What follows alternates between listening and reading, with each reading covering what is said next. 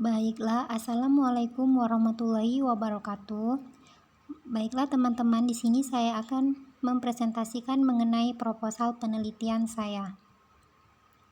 Judul penelitian saya yaitu Pengaruh Pola Belajar dan Persepsi Peserta Didik tentang Keterampilan Mengajar Guru terhadap Prestasi Belajar Ekonomi pada SMA Negeri 1 Palembang.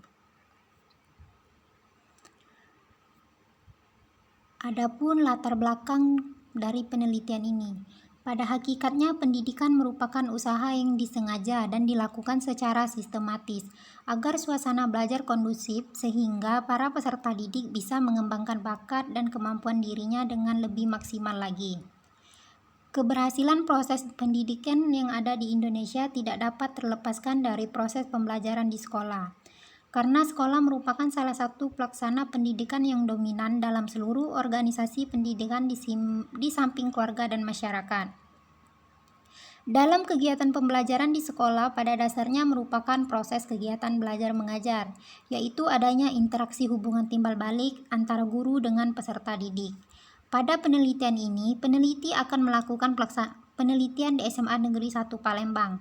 Alasan saya ingin melakukan penelitian di SMA Negeri 1 Palembang karena saya sudah mewawancarai salah satu guru ekonomi di sekolah tersebut untuk mengetahui informasi yang berkaitan dengan peserta didik di SMA Negeri 1 Palembang, khususnya kelas 11 IPS 1, IPS 2, dan juga IPS 3. Nah, selanjutnya rumusan masalah. Adapun rumusan masalah di sini, bagaimana pengaruh pola belajar terhadap prestasi pembelajaran ekonomi pada SMA Negeri 1 Palembang, dan juga bagaimana persepsi peserta didik tentang keterampilan mengajar dosen terhadap prestasi pembelajaran ekonomi pada SMA Negeri 1 Palembang.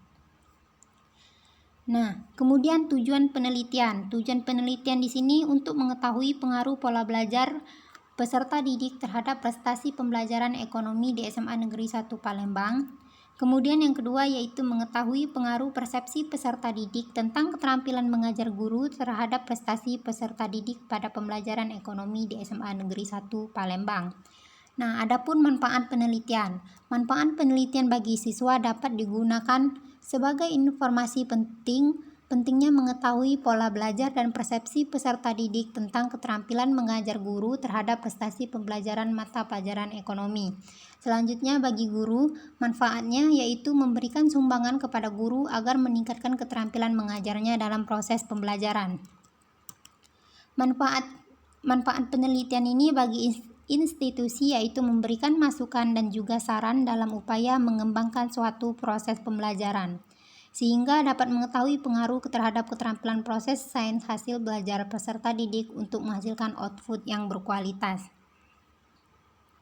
Nah, selanjutnya yaitu bab 2, tinjauan pustaka. Adapun kerangka teorinya, yang pertama yaitu prestasi pembelajaran ekonomi.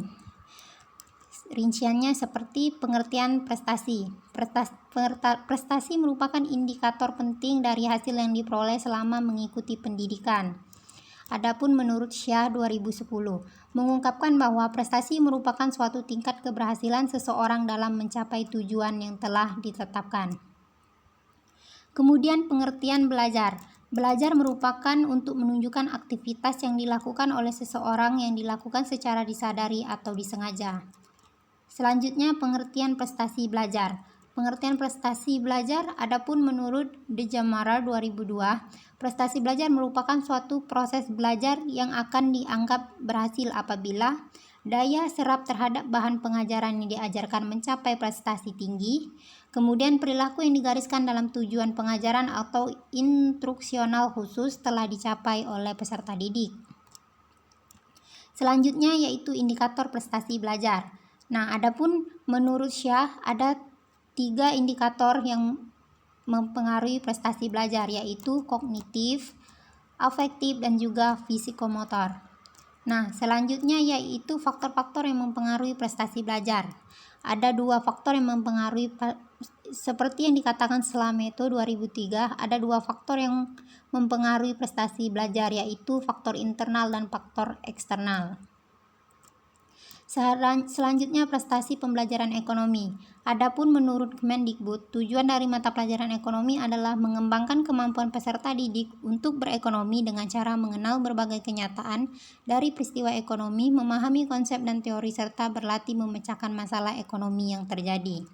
Nah, selanjutnya yang kedua yaitu pola belajar. Pola belajar di sini mempunyai beberapa rincian, yaitu pengertian pola belajar. Pengertian pola belajar adapun menurut Rostia adalah sejumlah rangkaian prosedur dalam belajar yang dapat membantu siswa dalam menguasai materi pembelajaran. Selanjutnya yaitu aspek-aspek pola belajar. Adapun aspek-aspek pola belajar menurut Tabrani 2011 yaitu persiapan belajar siswa, cara mengikuti pelajaran, aktivitas belajar mandiri, dan juga cara siswa belajar. Selanjutnya pola belajar dalam tipe belajar.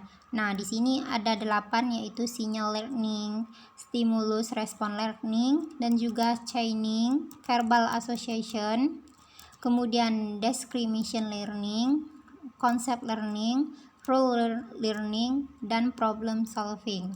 Nah, selanjutnya yaitu indikator pola belajar.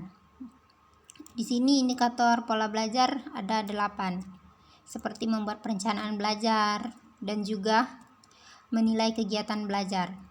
Selanjutnya persepsi murid tentang keterampilan mengajar guru. Nah, adapun pengertian persepsi. Menurut Sarlito 2019 berpendapat, persepsi secara umum merupakan proses perolehan, penafsiran, pemilihan, dan pengaturan informasi. Selanjutnya faktor-faktor yang mempengaruhi persepsi. Adapun faktor internal seperti fisiologis, minat, dan juga kebutuhan. Sedangkan faktor eksternalnya yaitu karakteristik dari lingkungan dan objek-objek yang terlibat. Selanjutnya yaitu keterampilan mengajar guru. Menurut Rani 2019, keterampilan mengajar guru merupakan kompetensi pedagogik guru. Selanjutnya jenis-jenis keterampilan mengajar. Jenis-jenis keterampilan mengajar di sini seperti keterampilan bertanya, keterampilan membuka, dan juga keterampilan menjelaskan. Selanjutnya indikator keterampilan mengajar. Adapun indikator keterampilan mengajar di sini ada seperti yang diungkapkan di Jamaro ada 8. Seperti keterampilan bertanya dasar, bertanya lanjut, dan juga memberikan penguatan, dan seterusnya. Kerangka pemikiran. Prestasi belajar merupakan sebuah hasil yang dicapai peserta didik pada saat pembelajaran. Pada dasarnya mata pelajaran ekonomi mata pelajaran yang sulit, namun mata pelajaran ini membutuhkan konsentrasi dan pemahaman materinya di kelas. Nah, di sini saya membuat pola belajar, persepsi peserta didik tentang keterampilan, dan juga prestasi belajar ekonomi.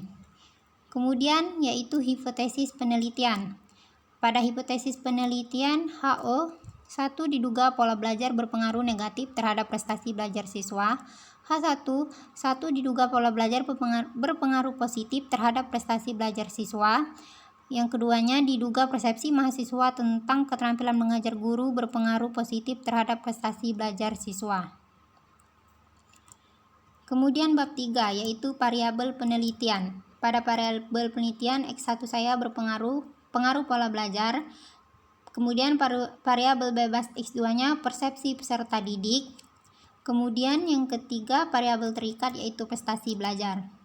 Populasi dan sampel. Adapun populasi saya di sini seluruh siswa kelas 11 IPS SMA Negeri 1 Palembang. Tapi kemudian nanti akan diacak. Sampel yang saya gunakan yaitu probability sampling dengan proportional random sampling. Tempat dan waktu penelitian. Di sini penelitian ini dilaksanakan di SMA Negeri 1 Palembang yang beralamat di Jalan Srijaya Negara, Bukit Besar, Lorong Hiba 2, Bukit Lama, Kecamatan Ilir Barat 1, Kota Palembang. Nah, adapun beberapa pertimbangan mendasari peneliti melakukan penelitian di SMA Negeri 1 Palembang. 1. Berdasarkan wawancara guru tentang adanya fenomena konflik belajar di kalangan peserta didik. Peneliti mengetahui dan memahami lokasi penelitian. Di tempat penelitian ini belum pernah diadakan penelitian dengan judul yang sama, kesediaan siswa yang untuk menjadi subjek penelitian.